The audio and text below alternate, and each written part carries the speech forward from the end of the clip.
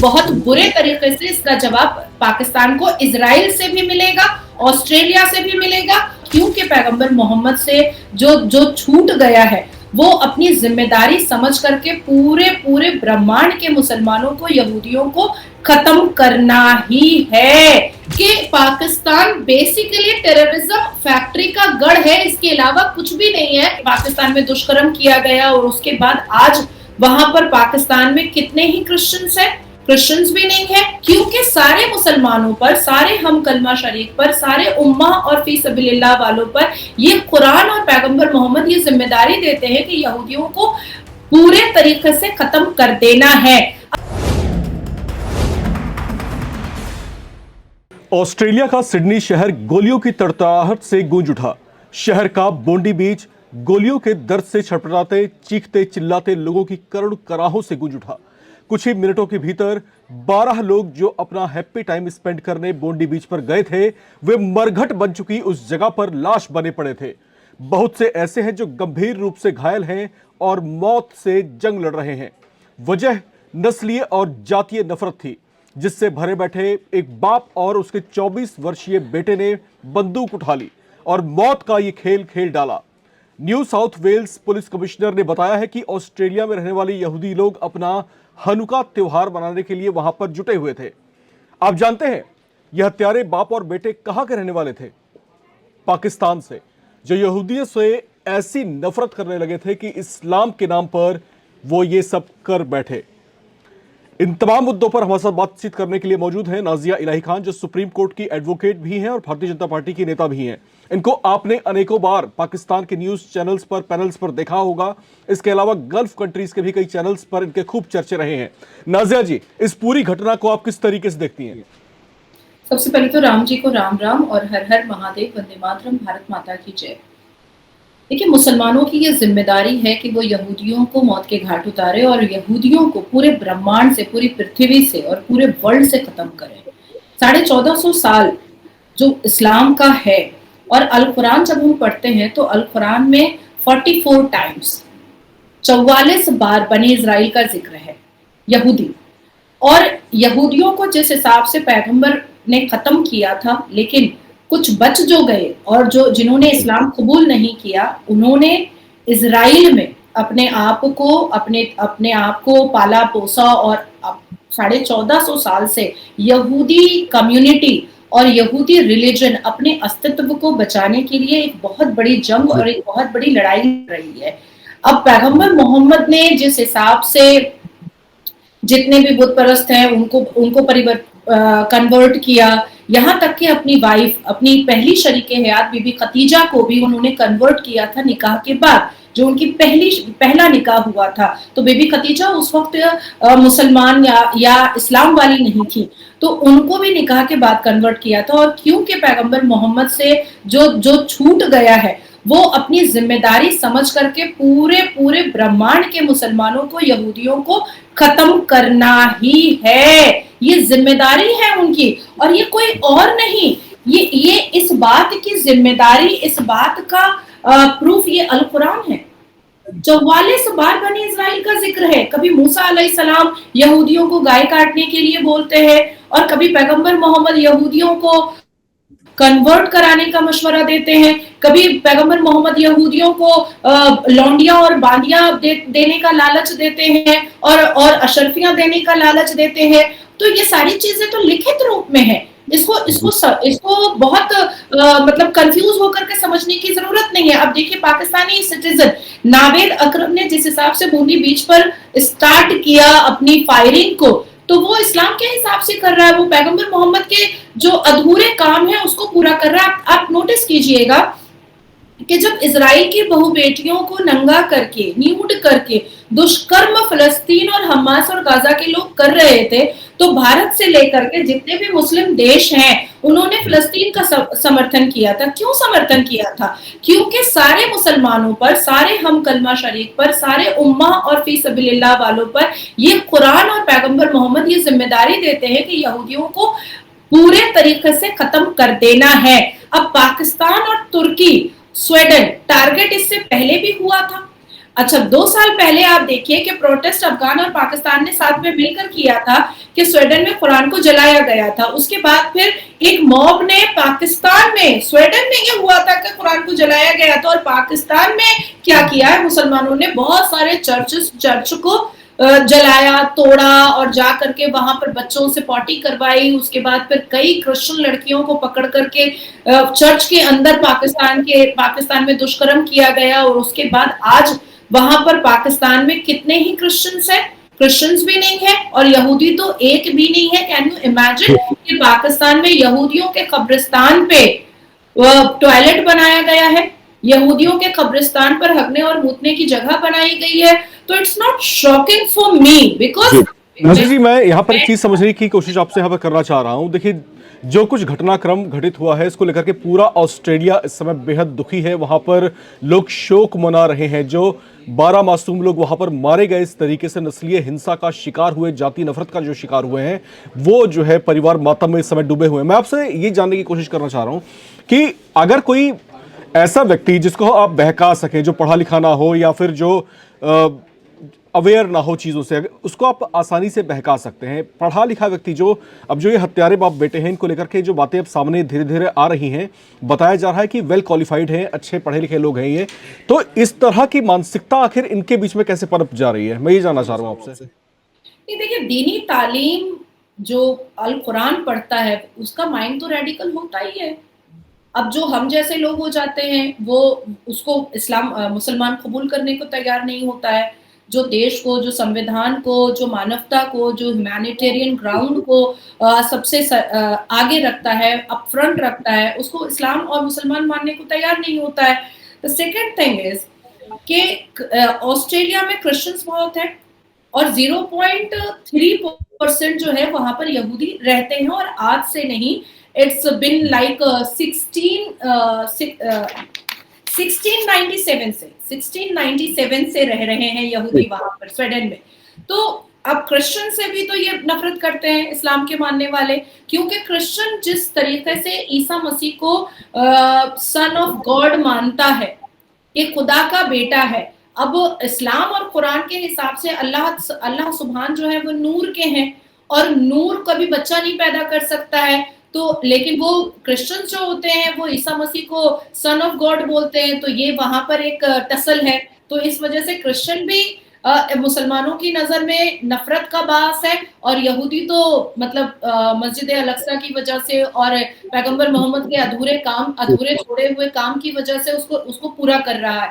लेकिन अब मुझे ऐसा लगता है कि इटली के मेलोनी की तरह, डच के कुछ नेताओं की तरह, ग्रीक जो हैं, और अलग अलग देशों में, फ्रांस में जिस हिसाब से बुर्का बैन हुआ, अभी हम लोग सुन रहे हैं कि और भी बहुत सारी जगहों पर जिस हिसाब से इस्लामिक कट्टरपंथी और रेडिकलाइजेशन को बिल्कुल अप्रोप्रिएट लीगल तरीके से देख करके बैन किया जा रहा है। मुझे लगता है कि पूरे दुनिया को एक दिन आएगा कि पूरी दुनिया मुसलमानों को अपने देश में घुसने नहीं देगी, इनको 57 मुस्लिम मुल्कों में एकदम महदूद कर देगी, और इनके ऊपर एक मतलब बैरिकेड लगाया जाएगा कि तुम हमारे देश में नहीं आ सकते हो। आप सोचिए कि आपने जो बात यहाँ पर कही है नाजिया जी, और क्योंकि आप जो गल्फ कंट्रीज हैं वहां की मीडिया में भी खूब आप छाई रहती हैं, वहां के पैनल में भी आप बैठती हैं, एक बड़ा बयान एक अरब एक्सपर्ट की तरफ से आया है। उन्होंने ये बात कही है और कोट की है इस बात को कि पहलगाम आतंकी हमले को जिस तरीके से दुनिया ने नजरअंदाज किया,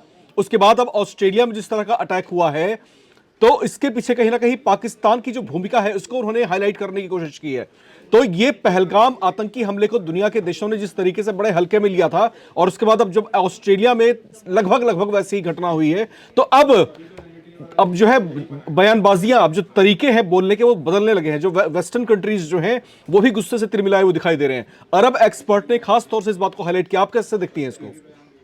देखिए, आपने जब मुझे ये टॉपिक दिया था तो मैं ढूंढ रही थी कि ट्रंप ने क्या स्टेटमेंट दिया है, पर मुझे अभी तक, इस वक्त तक ट्रंप का कोई स्टेटमेंट मुझे सामने नहीं आया है, क्योंकि वो मुल्ला मुनीर को बैठा करके वो विसल डॉग बना करके वो उसको यूज करने की कोशिश कर रहा था, या कि पता नहीं किसको डराने और धमकाने की कोशिश कर रहा था ट्रंप, या पता नहीं उसको ऐसा लगा कि मुल्ला मुनीर को विसल डॉग बनाने से उसको नोबेल प्राइज मिल जाएगा। लेकिन जिस हिसाब से पहलगाम हमले को दुनिया ने इतना ज्यादा तवज्जो नहीं दिया था, जिस तरीके से लाल किला में जो डॉक्टर्स, पढ़े लिखे इस्लामिक डॉक्टर्स ने जो यहाँ पर आतंकी घटना किया, उसको भी दुनिया ने बहुत ज्यादा तवज्जो नहीं दिया था। लेकिन अब धीरे धीरे लोगों को समझ में आ रहा है और इस पूरी दुनिया को समझ में आ रहा है कि किस हिसाब से पाकिस्तान में टेररिज्म फैक्ट्री चल रही है, किस हिसाब से पाकिस्तान में टेररिस्ट और टेररिज्म ऑर्गेनाइजेशन को रोटी बोटी दिया जाता है, और किस हिसाब से। और देखिए, United State of America, Ram ji, United State of America तो भुक्तभोगी है। आप सोचिए कि ओबामा से कितने पैसे पाकिस्तान ने झूठ बोल करके लिए कि हम उसामा बिन लादेन को ढूंढेंगे, और पैसे लेता रहा। आखिरकार जैसे ही उनको टिप मिला, ये लोग सीधा पाकिस्तान गए और पाकिस्तान से उसामा बिन लादेन को इन्होंने डिटेन किया। और डिटेन करने के बाद जब सारे दस्तावेज को इन्होंने उसामा बिन लादेन के कबीले से जो पूरा डॉक्यूमेंट्स मिला, उस डॉक्यूमेंट्स में उसामा बिन लादेन ने क्या लिखा था कि मेरा जितना पैसा है वो जिहाद के नाम पर खर्च किया जाए। तो अब ये चीज अब माननी पड़ेगी पूरे दुनिया को और पूरे देश को कि पाकिस्तान बेसिकली टेररिज्म फैक्ट्री का गढ़ है, इसके अलावा कुछ भी नहीं है। और जहां तक यूएई से जिस हिसाब से इस रेडिकल इस्लामिस्ट और रेडिकल टेररिस्ट इस्लामिक लोगों के खिलाफ जो स्टेटमेंट आ रहा है, मुझे ऐसा लगता है कि यूनाइटेड स्टेट ऑफ अमेरिका से ज्यादा बेटर रोल अभी यूएई अदा कर रहा है। जी बिल्कुल। और यहां पर देखिए, अब जो एक बड़ी हलचल इस समय हो रही है इस पूरे घटना को लेकर के, इसके आफ्टर इफेक्ट सब क्या हो सकते हैं, इसको लेकर के अब चर्चाएं शुरू हो चुकी हैं। यहूदी देश जो है इजराइल, अब उसने इस घटना को बड़े ही गंभीरता से लिया है। इजराइल ने एक स्टेटमेंट जारी किया है, ये कहा है कि इस तरह के मामलों को बेहद गंभीरता से देखना चाहिए। इजराइल वो देश है जो त्वरित कार्रवाई पर यकीन करता है। उसका यह अतीत रहा है कि वो इस तरह की घटनाओं पर बड़े ही सख्त एक्शन लेता रहा है। अब मैं थोड़ा सा जियोपॉलिटिक्स में किस तरह की हलचल हो सकती है इसको लेकर के वो आपसे समझने की कोशिश करना चाहता हूं। अब इजराइल की तरफ से जब इस तरह की कुछ इंडिकेशंस या इस तरह के स्टेटमेंट्स आने शुरू हुए हैं, तो आपको क्या लगता है कि अब पाकिस्तान से क्योंकि कनेक्शन जुड़ा है, क्या हो सकता है इसमें? I have very strong faith on Israel. मुझे जियोपॉलिटिकल कॉन्वर्सेशन, कन्फ्रंटेशन और डायस्पोरा में मुझे इजराइल के जितने भी स्टेटमेंट होते हैं वो मुझे बहुत क्रिस्टल क्लियर दिखते हैं। बेंजामिन नेतन्याहू अपने यहूदी लोगों के मरने पर वो चुप नहीं बैठने वाले हैं। और इजराइल जब अपने डिफेंस सेक्शन को खोलता है, इजराइल जब अपने स्टेटमेंट को बोलता है, तो वो जरूर उसको अकम्प्लिश्ड भी करता है। They knows how to accomplish a mission. They knows very well about it. और अभी हमने हालिया में देखा है कि किस हिसाब से उन्होंने फलस्तीन को धुआं करके बिल्कुल फुटबॉल मैदान का चट्टान बनाया, गाजा और हमास को चट्टान बनाया। और अब खुद का इजराइल का इतना नुकसान होने के बावजूद भी इजराइल और बेंजामिन नेतन्याहू अभी तक बैकफुट में हम लोगों को नजर नहीं आए हैं, क्योंकि ये 1450 साल से इजराइल और बेंजामिन नेतन्याहू के लिए अस्तित्व की लड़ाई है। मैं फिर कह रही हूँ कि ये 1450 साल से अस्तित्व की लड़ाई है। और मुझे ऐसा लगता है कि इजराइल अपने सेल्फ आइडेंटिफिकेशन पर, अपने सेल्फ रिलीजन आइडेंटिफिकेशन पर कभी भी कॉम्प्रोमाइज नहीं करने वाला है। तो जो हरकत किया है पाकिस्तान ने, मुझे लगता है कि बहुत बुरे तरीके से इसका जवाब पाकिस्तान को इजराइल से भी मिलेगा, ऑस्ट्रेलिया से भी मिलेगा, और यूएई फिर से बैकफुट करेगा और पाकिस्तान के पक्ष में एक शब्द भी नहीं बोलेगा। बिल्कुल। और ये जो पूरी घटना हुई है, पूरी दुनिया इससे बहुत ज्यादा जो है परेशान भी है और बहुत ज्यादा विचलित भी है। जब एक शांत शहर में जहां पर इस तरह की गतिविधियां जब नहीं होती और फिर जब अचानक ऐसा कुछ होता है, तो ये अपने आप में एक शॉकिंग मैटर है। दूसरी महत्वपूर्ण बात ये कि ऐसा जो है ऐसे घटनाओं का एक क्रम रहा है। भारत का चाहे पहलगाम का अटैक हो, चाहे उससे पहले जब न्यूजीलैंड में एक गिरजाघर के बाहर एक मुस्लिम आतंकी ने जो है गोलीबारी कर दी थी, वहाँ पर कई लोग मारे गए थे। उसके बाद अब जो सिडनी में जिस तरीके से घटना यहाँ पर घटित हुई है, तो एक तरीके से देखा जाए तो एक माइंडसेट है जिसको मैं समझता हूँ कि एक बीमार मानसिकता है कहीं ना कहीं, जिसको दुरुस्त होने की आवश्यकता है। और ये दुरुस्त कैसे होगा, ये भी अपने आप में एक बड़ा प्रश्न है। आप दर्शक जो इस समय हमें देख रहे हैं वो कमेंट बॉक्स में लिख करके अपने विचार हमसे साझा करना बिल्कुल भी ना भूलें। चलिए अब आगे बढ़ते हैं नाज़िर जी। इस समय जो है पड़ोसी देश पाकिस्तान भी जो है बहुत ज्यादा चर्चाओं में बना हुआ है।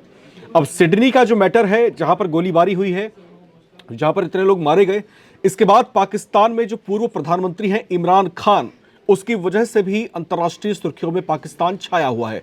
पाकिस्तान की जो अडियाला जेल है वहां पर उनको बंद करके रखा गया है। बहुत लंबे अरसे के बाद उनके परिवार से उनको मिलने दिया गया था, लेकिन अब जो ताजा चर्चा शुरू हुई है उसमें कहा जा रहा है कि इमरान खान को फांसी दिए जाने का षड्यंत्र रचा जा रहा है।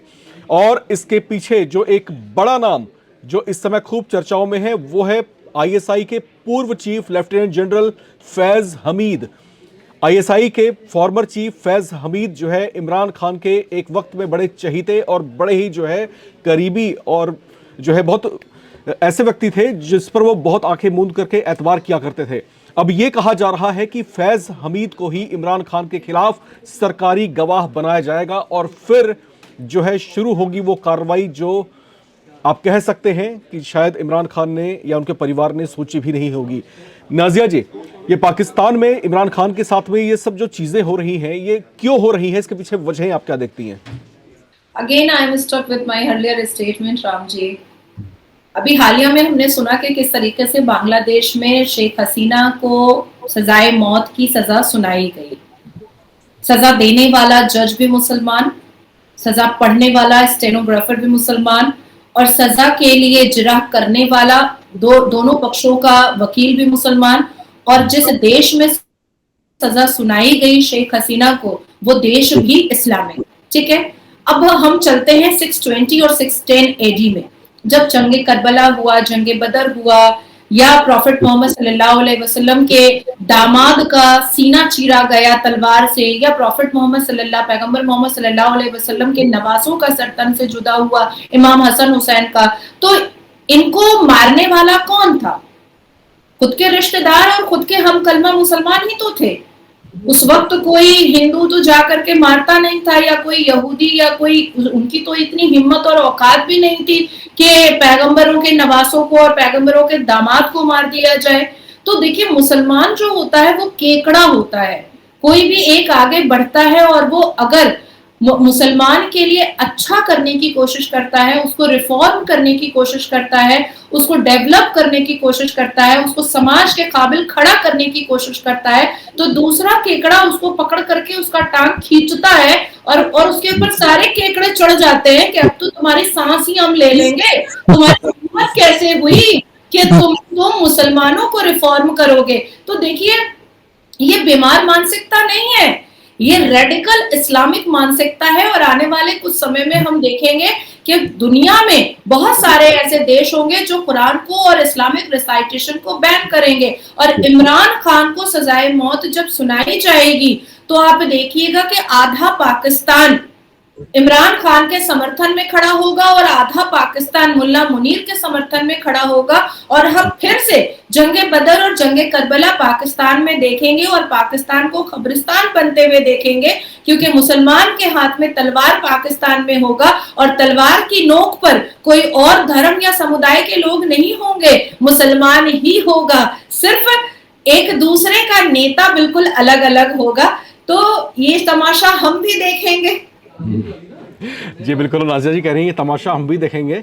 अच्छा, मैं ये देख रहा हूं यहाँ पर कि इमरान खान जो है, अब इमरान खान की पॉपुलैरिटी एक राजनेता के तौर पर जो है जिस तरीके से पाकिस्तान में देखी गई, और क्योंकि वो इनका बहुत ईयर लॉन्ग एक्सपीरियंस बतौर किसी पॉलिटिशियन का तो नहीं रहा है, राजनीति में उतरते हैं, वहाँ की जनता उनको सिर माथे में बैठाती है और फिर वो देश के प्रधानमंत्री तक बन जाते हैं।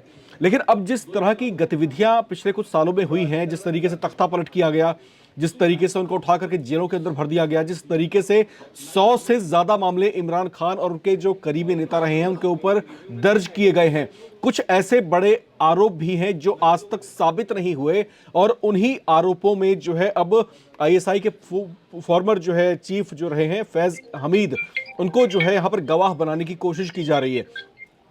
अब क्या जो यहाँ पर र्यूमर्स हैं, हालांकि हम इसको र्यूमर वर्ड यहाँ पर यूज करेंगे अभी, कि उनको जो है फांसी दिलाने की ही चाहत कहीं ना कहीं असीम मुनीर की है।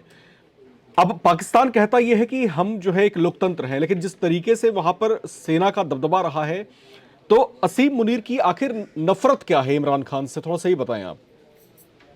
राम जी, आपने तो लोकतंत्र कह करके मतलब जोक ऑफ द डे बोल दिया है पाकिस्तान में, और लोकतंत्र ये तो जोक ऑफ द डे हो गया। देखिए, पाकिस्तान में सत्ता पर वही बैठ सकता है जिसका दिमाग रेडिकल इस्लामिस्ट होगा। पाकिस्तान में सत्ता पर वही बैठ सकता है जिसकी सोच मुल्ला जैसी होगी और जिसकी सोच हाफिज सईद से मैच करती हुई होगी। इमरान खान वेल एजुकेटेड थे, इमरान खान ने देश दुनिया देखा था, इमरान खान एक रिफॉर्म और एक बहुत स्मार्ट थॉट रखने वाले एक नेता बन करके उभर करके सामने आए, और बहुत कम वक्त में अपने पॉलिटिकल करियर के, अपने पॉलिटिकल ईरा के बहुत कम वक्त में उन्होंने पाकिस्तान के युवाओं को आकर्षित कर लिया था। पर कहीं ना कहीं मुल्ला मुनीर को एक चीज हमेशा खाई जाती है मुशर्रफ की तरह, कि अगर इमरान खान रिहा हो जाता है और कोई भी उनके ऊपर जो एलिगेशंस लगे हैं, जो सेक्शंस लगे हैं, जो कार्रवाई हो रही है, अगर वो साबित नहीं होती है तो कहीं ऐसा ना हो कि उसको बेल मिल जाए और वो और इंटरनेशनल कोर्ट या यूएन इसमें इंटरवीन कर दे। तो अगर वो बाहर आ जाता है तो मुल्ला मुनीर जैसे मुशर्रफ की तरह जो सपना देख रहा है कि फिर वही पाकिस्तान पर का सबसे बड़ा औरंगजेब शहंशाह बनेगा, वो सपना उसकी नजरों में सपना ही रह जाएगा, वो हकीकत में कभी नहीं बदलेगा। इसीलिए मुल्ला मुनीर इस चीज पर बहुत फोकस कर रहा है कि किसी भी तरीके से इमरान खान को जेल में ही उसको सजाए मौत और उसको मौत की नींद सुलाई जाए, ताकि कंपटीशन और कॉम्पिटिटर दोनों का दोनों एक साथ ही खत्म हो जाए। जी, पाकिस्तान के कुछ बहुत ही लिबरल पत्रकार हैं और कुछ बुद्धिजीवी हैं पाकिस्तान के ऐसे, जो जिनका माइंडसेट थोड़ा सा अलग है। वो उस चीज़ों को अलग तरीके से देखते हैं और परखने की कोशिश कर रहे हैं। जो घटनाक्रम इस समय पाकिस्तान में हो रहा है और जो पाकिस्तानी सैन्य प्रमुख हैं असीम मुनीर, उनको लेकर के उन बुद्धिजीवियों का ये कहना है कि ये पाकिस्तान के जो है आर्मी के हिस्ट्री में ऐसा पहली बार हो रहा है जब एक आर्मी चीफ जो है सरकार के साथ में तालमेल बैठाने की कोशिश कर रहा है। वो जानते हैं क्योंकि शहबाज शरीफ जो है तख्ता पलट करके, मैंडेट के साथ नहीं, तख्ता पलट करके जो है पाकिस्तान की सत्ता पर काबिज हुए हैं। और क्योंकि 36 का आंकड़ा है शहबाज शरीफ का इमरान खान के साथ में, तो इसी वजह से शहबाज शरीफ के कहने पर ही जो है वो इस तरह की चीज़ें कर रहे हैं। और फिर इस तरह का माहौल बनाया जा रहा है कि इमरान खान जेल से बाहर ही ना आ पाए। इस तरह की बातें वहां पर छा रही हैं।